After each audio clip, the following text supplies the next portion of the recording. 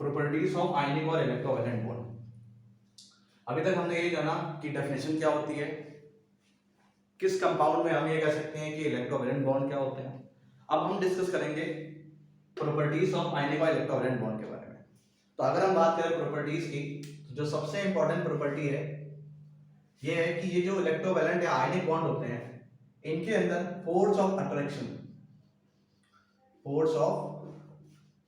Attraction हम जानते हैं कि आयंस के बीच में, क्योंकि यहां पर आयंस का फॉर्मेशन होता है, हमने देखा था NaCl में Na+ था, Cl- था।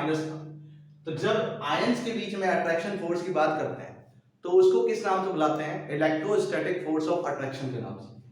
तो यहां पर हम ये कह सकते हैं कि फोर्स ऑफ अट्रैक्शन वो भी कौन सी? इलेक्ट्रोस्टैटिक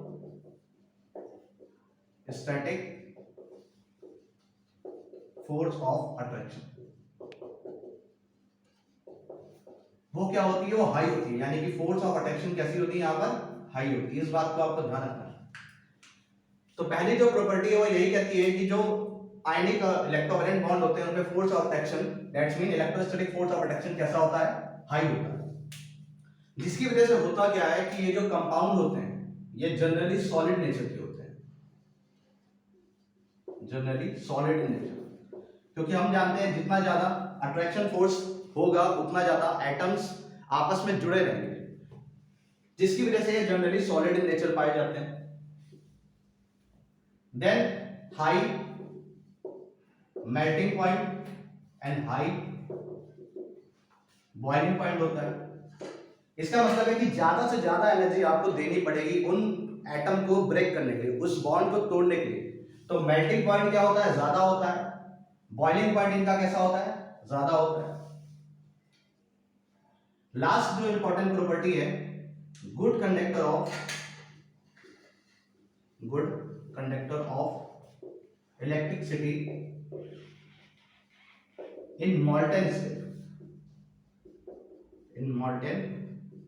स्टेट और एक्वस स्टेट। यानी कि ये गुड कंडक्टर का काम करेंगे इलेक्ट्रिसिटी के लिए कब? जब ये मॉल्टेन स्टेट में हो और एक्वस स्टेट में हो। यानी कि मॉल्टेन स्टेट माने जेली लाइक स्ट्रक्चर जो है पिघला हुआ, और दूसरा एक्वस स्टेट यानी कि पानी के अंदर। इसकी दूसरी बात ये निकल के आती है क्या ये सॉलिड स्टेट में, क्योंकि ये सॉलिड है, तो क्या ये सॉलिड स्टेट में electricity, good conductor of electricity का काम करेंगे या नहीं? तो यहां पर ये बैड कंडक्टर बन जाते हैं, bad conductor of electricity in solid state. और यहीं से बोर्ड हमसे क्वेश्चन पूछता है कि जो इलेक्ट्रोवैलेंट बॉन्ड होते हैं वो गुड कंडक्टर होते हैं इलेक्ट्रिसिटी के किस स्टेट में? मॉल्टेन स्टेट और एक्वस स्टेट में। लेकिन सॉलिड स्टेट में ये गुड कंडक्टर ऑफ इलेक्ट्रिसिटी नहीं होते। इसका रीजन क्या है? तो इसका रीजन हम जानते हैं कि यहां पर जो फोर्स ऑफ अट्रैक्शन होती है सॉलिड स्टेट में वो ज्यादा होती है, और जब तक कि आयंस फॉर्म नहीं होंगे, आयंस का फॉर्मेशन नहीं होगा, तब तक कि करंट पास करेगा ही नहीं। यानी कि इसका ये मतलब निकल रहा है कि सॉलिड स्टेट में ये इतनी ज्यादा फोर्स ऑफ अट्रैक्शन होती है कि आयंस का फॉर्मेशन हो नहीं पाता, जिसकी वजह से ये बैड कंडक्टर ऑफ इलेक्ट्रिसिटी का काम करते हैं। जब ये मॉल्टेन और एक्वस स्टेट में आते हैं, जब ये पानी वाली स्टेट में आते हैं, जब इनको पानी में डाला जाता है, यानी कि NaCl को अगर पानी में डाला जाएगा तो ये गुड कंडक्टर ऑफ इलेक्ट्रिसिटी का काम करेगा।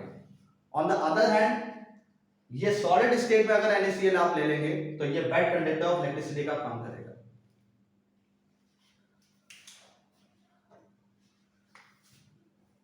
आगे बढ़ते हैं। तो ये इंपॉर्टेंट प्रॉपर्टीज थी फोर्स ऑफ अट्रैक्शन पहला। इसकी वजह से जनरली सॉलिड इन नेचर होते हैं, हाई मेल्टिंग और बॉइलिंग पॉइंट होता है, और गुड कंडक्टर ऑफ इलेक्ट्रिसिटी होता है। ये अलग पॉइंट हमसे क्वेश्चन में पूछा जाता है। तो हमें इस बात का ध्यान रखना है कि जब तक कि आयन का फॉर्मेशन नहीं होगा तब तक कि इलेक्ट्रिसिटी कंडक्ट नहीं करेगी। ऐसा क्या होता है कि जब ये पानी में जाते हैं तो ये गुड कंडक्टर बन जाते हैं। तो हम जानते हैं कि वाटर को हम यूनिवर्सल सॉल्वेंट के नाम से भी जानते हैं, यानी कि सब चीज इसमें सॉल्युबल है। सॉल्युबल का मतलब ब्रेकेबल है, टूटे आती है। ऐसा क्यों होता है? तो वाटर की एक प्रॉपर्टी होती है, अधिकतर सारे कंपाउंड में होती है, लेकिन सबसे ज्यादा ये जो प्रॉपर्टी है वो वाटर के अंदर पाई जाती है, डाइलेक्ट्रिक कांस्टेंट। डाइलेक्ट्रिक कांस्टेंट, इस प्रॉपर्टी की वजह से आप कोई भी चीज वाटर में डालेंगे तो ये क्या होगा? ब्रेकेबल या फिर सॉल्युबल होगी। यानी कि ये एक ऐसी प्रॉपर्टी है जो फोर्स ऑफ अट्रैक्शन को वीक कर देती है। तो जैसे ही हम पानी के अंदर NaCl को डालते हैं तो हम ये देखते हैं कि NaCl का जो इलेक्ट्रोस्टैटिक फोर्स ऑफ अट्रैक्शन होता है वो वीक हो जाता है, जिसकी वजह से ये आसानी से टूटे जाते हैं। टूटने के कारण इनके आयन बनते हैं और आयन की वजह से इलेक्ट्रिसिटी का फॉर्मेशन या इलेक्ट्रिसिटी इनके अंदर ट्रेवल कर पाती है। तो ये थी प्रॉपर्टीज। आगे हम देखेंगे कंडीशन के बारे में कि क्या क्या कंडीशन होनी चाहिए आयनिक और इलेक्ट्रोवैलेंट बॉन्ड के फॉर्मेशन में। Conditions of ionic and electrovalent bond. Condition of ionic और इलेक्ट्रोवैलेंट बॉन्ड। पहली प्रॉपर्टी है कि हम यहां पर जानते हैं जो इलेक्ट्रोवैलेंट बॉन्ड होते हैं उनके अंदर एक मेटल मिलेगा और दूसरा नॉन मेटल मिलेगा। तो जो मेटल है हैज या must have a less Ip। हम ये जानते हैं कि जब हम पीरियोडिक टेबल में लेफ्ट से राइट की ओर बढ़ते हैं तो Ip हमारी बढ़ती है, आयनाइजेशन पोटेंशियल बढ़ती है, यानी कि लॉस ऑफ इलेक्ट्रॉन एनर्जी जो होती है। तो जब हम मेटल की बात करते हैं तो मेटल पीरियोडिक टेबल में लेफ्ट साइड है तो उनकी लेस Ip होती है। लेस Ip होने का कारण यह है कि आसानी से इलेक्ट्रॉन का डोनेट कर भी सकते हैं। तो मेटल के अंदर क्या होती है? लेस Ip होनी चाहिए। सेकंड, जो नॉन मेटल है must have high electron affinity. जो इलेक्ट्रॉन एफिनिटी होनी चाहिए वो नॉन मेटल में ज्यादा होनी चाहिए। इलेक्ट्रॉन एफिनिटी वो प्रॉपर्टी है जिसमें इलेक्ट्रॉन को एक्सेप्ट किया जाता है, यानी कि energy required to accept an electron, और वो हम सबसे ज्यादा जानते हैं नॉन मेटल में होता है। Cl के पास अगर कोई इलेक्ट्रॉन इधर से जा रहा है तो Cl उसको क्या कर लेगा? एक्सेप्ट कर लेगा। तो नॉन मेटल के अंदर क्या होनी चाहिए? हाई इलेक्ट्रॉन एफिनिटी होनी चाहिए, किसके लिए? आयनिक और इलेक्ट्रोवैलेंट बॉन्ड के फॉर्मेशन की। थर्ड जो प्रॉपर्टी है कि जो मेटल है या फिर जो दोनों एटम है, मेटल एक होता है और दूसरा नॉन मेटल होता है, दैट्स मीन टू एटम्स के बीच, यानी कि जो हमारा इलेक्ट्रोनेगेटिविटी होता है, इलेक्ट्रोनेगेटिविटी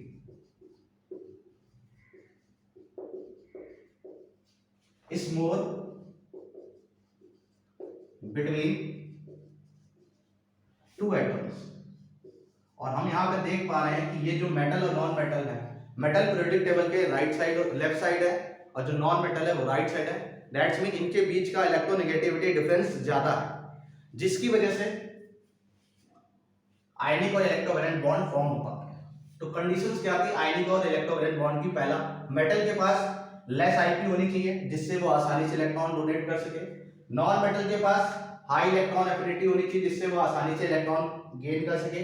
और थर्ड है कि जो इलेक्ट्रोनेगेटिविटी है वो दोनों एटम के बीच में ज्यादा होनी चाहिए। NaCl, MgO, NaBr, MgCl2, CaCl2, CaO, Na2O, इस सारे जितने भी कंपाउंड है ये बेसिकली आयनिक और इलेक्ट्रोवैलेंट बॉन्ड का काम करते हैं। क्यों? क्योंकि इनके अंदर ये कंडीशन अप्लाई हो पाती है और इलेक्ट्रोनेगेटिविटी का डिफरेंस भी ज्यादा होता है। तो अभी तक जो हमारी बात हुई वो हुई इलेक्ट्रोवैलेंट बॉन्ड के बारे में। नेक्स्ट लेक्चर में हम डिस्कस करेंगे कोवैलेंट बॉन्ड की डेफिनेशन के बारे में, एग्जांपल के बारे में, कैसे इलेक्ट्रॉन डॉट स्ट्रक्चर बनाया जा सकता है और किस तरह के क्वेश्चन बोर्ड में पूछे जाते हैं। Thank you.